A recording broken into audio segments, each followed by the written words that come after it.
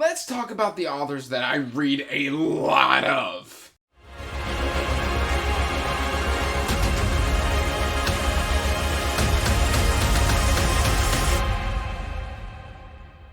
Hey everyone, welcome back to Andrew's Wizardly Reads, and as always guys, I am Andrew, and today we are going to be talking about my most read authors. But before we get into any of that, make sure you're liking and subscribing and hitting that bell notification so you can get regular updates for when I put out new content. And guys, this is kind of just an idea I had, because I like to kind of connect with you as the audience so that you know kind of what my taste is. Now, some of these authors that have appeared on this list, I no longer vibe with. And that's fine.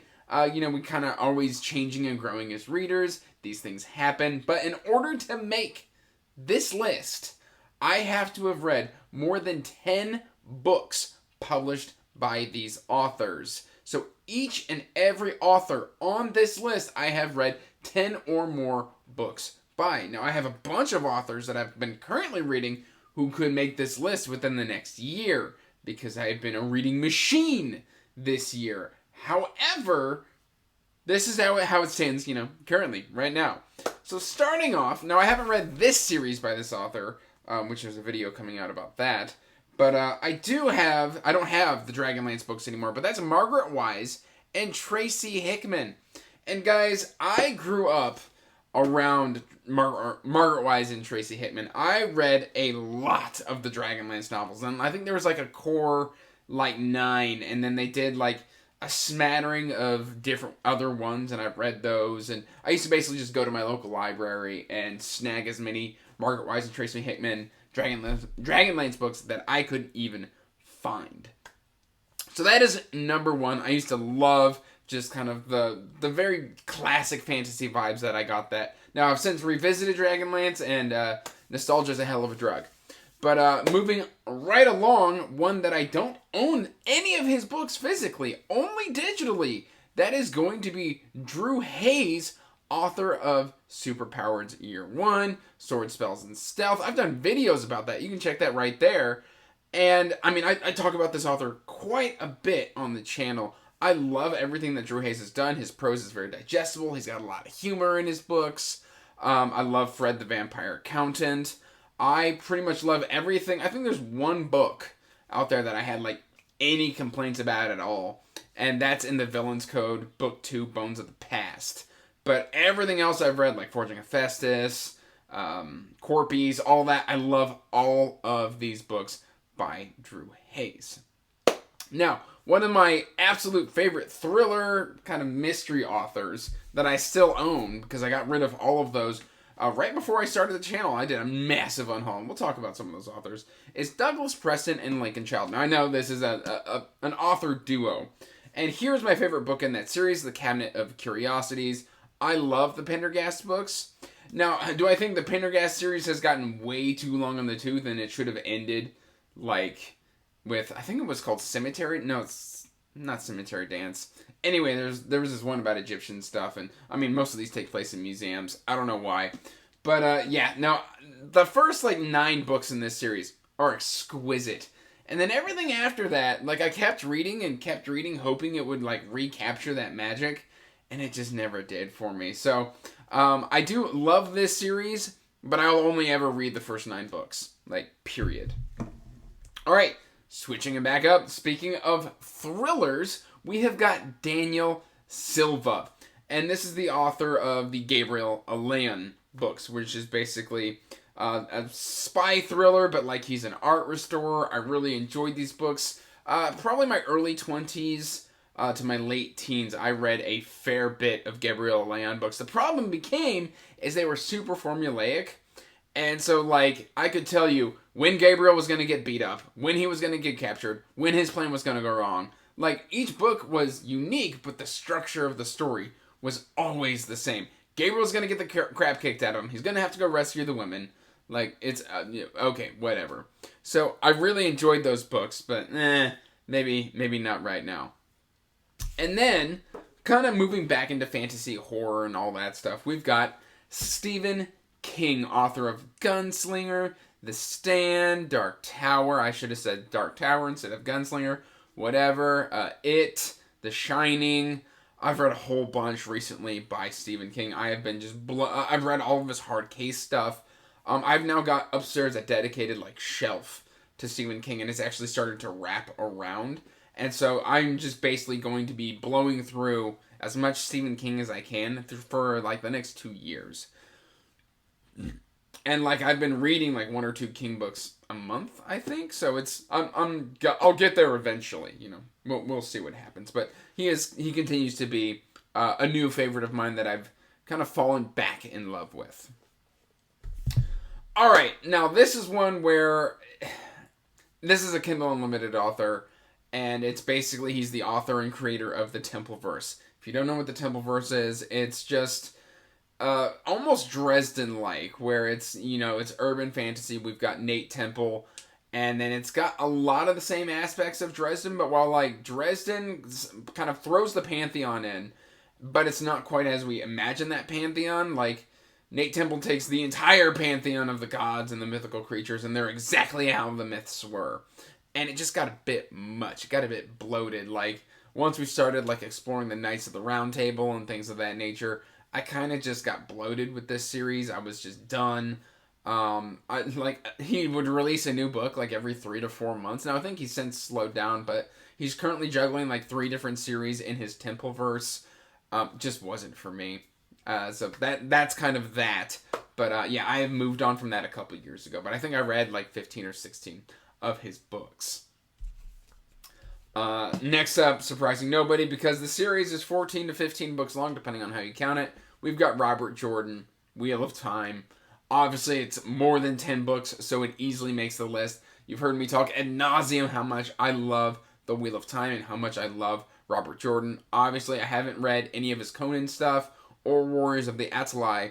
That is something I hope to remedy in the next couple of years. It's just going to be as the mood strikes me. I'm currently making my way through the Wheel of Time again. I'm on the 6th book of my like 5th reread of the series or something obnoxious like that. And yeah, so I've read probably the same series that's 14 books or 15 books if you count New Spring, like 5 times. So you can do that math. Like you can go do that math. I'm not going to do that math. You can do that math. Speaking of Dresden, by the way, I actually don't own any of Jim Butcher's books physically anymore. I actually gave those to a friend after I read Dresden, I think for the 5th time, and I was just like, you know what, like, somebody else can have my mass market paperbacks here.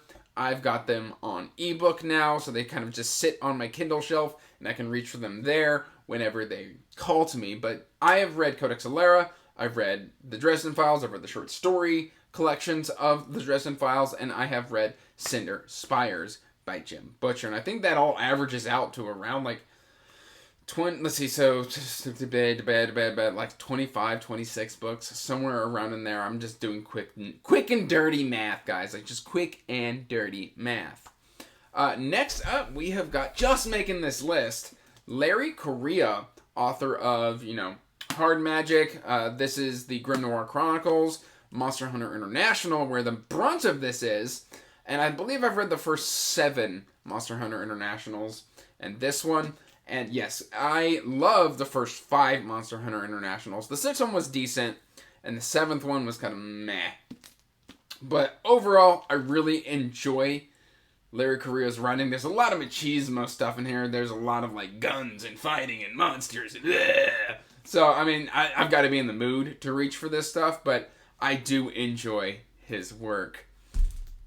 All right, making this list. I'm not even ashamed about it. I have read, I pretty much loved everything I've read from this author. And in fact, this is a husband-wife duo. They just dropped a new book, I believe, which I need to go read. And that is Alona Andrews. This is urban fantasy romance. And guys, like, I love the Kate Daniels series. I love the Hidden Legacy books. I think there's 5 or 6 of those now. I've read all the novellas. I've read the side novel of, what was that? Gunmetal Magic? What was that one called?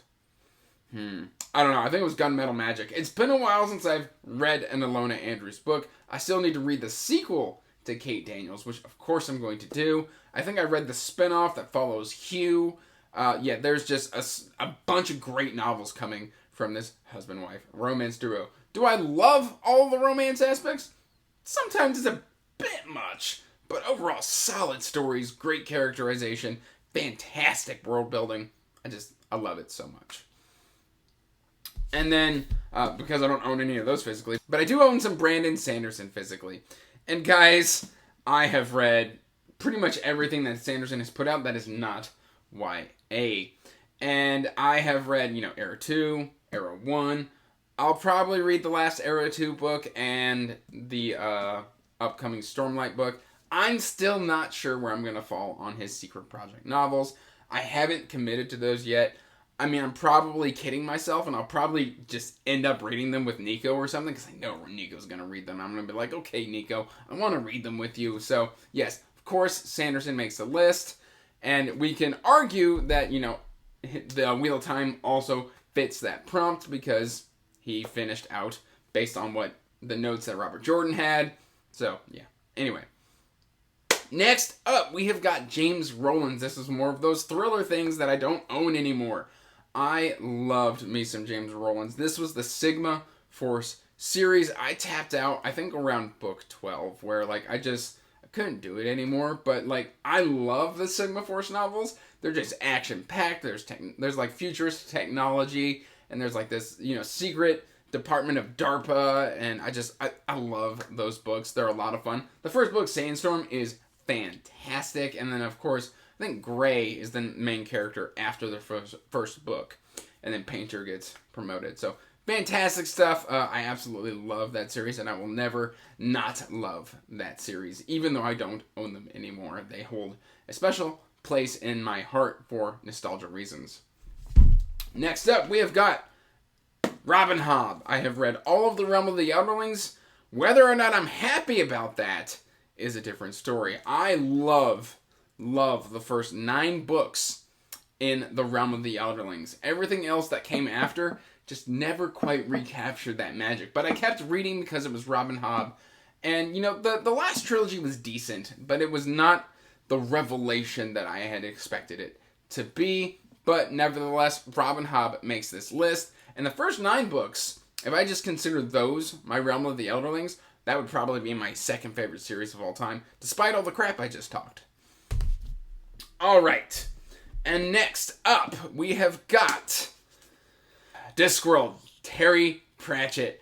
Guys, I love Discworld. The Guards books, which is 8 books by itself, fantastic stuff. My next favorite subseries, of course, being The Witches, which I'm currently on pause with because I got mad at Witches Abroad. But I didn't really like that book. But I've heard the follow-up, Lords and Ladies, is exquisite. I read the Death books. I didn't end up loving the Death books. I thoroughly enjoyed Thief of Time. It was my favorite of the Death books. And Reaper Man had some great death moments. But overall, that entire series, just did not live up to the hype for me. But, of course, Terry Pratchett makes the list. And, frankly, City Watches, it's something special to me. Alan introduced me to the City Watch, and I'm forever indebted to Alan for introducing me to Samuel Vimes. And then the last one that I don't own is going to be Steve Berry. And Steve Berry, also, these are the Cotton Malone books.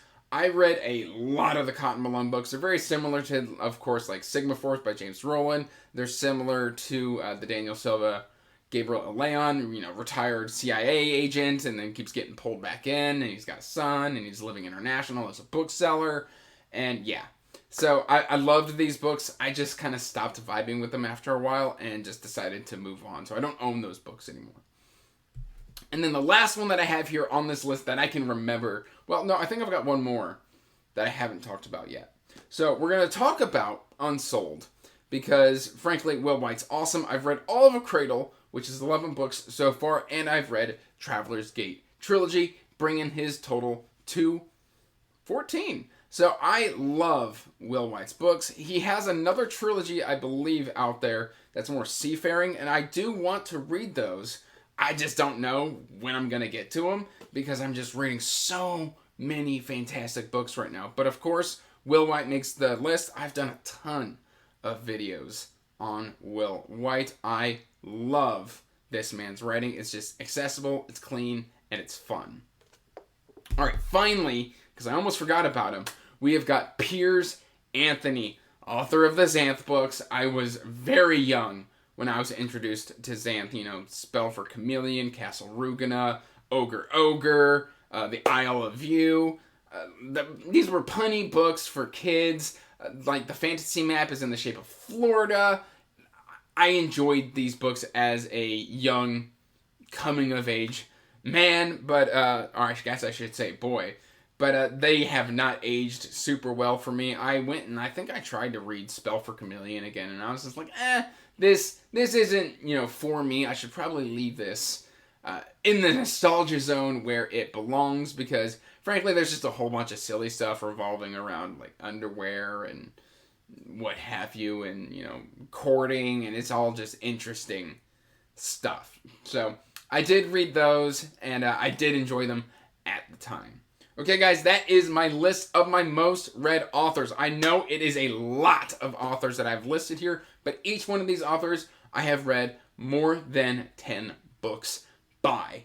Let me know in the comments down below if you have any authors that you have read more than 10 books by. I love to get recommendations for authors, especially ones I may not have heard of, because I can't read it all, and I can't have heard of it all, but recommendations do help alleviate the issue.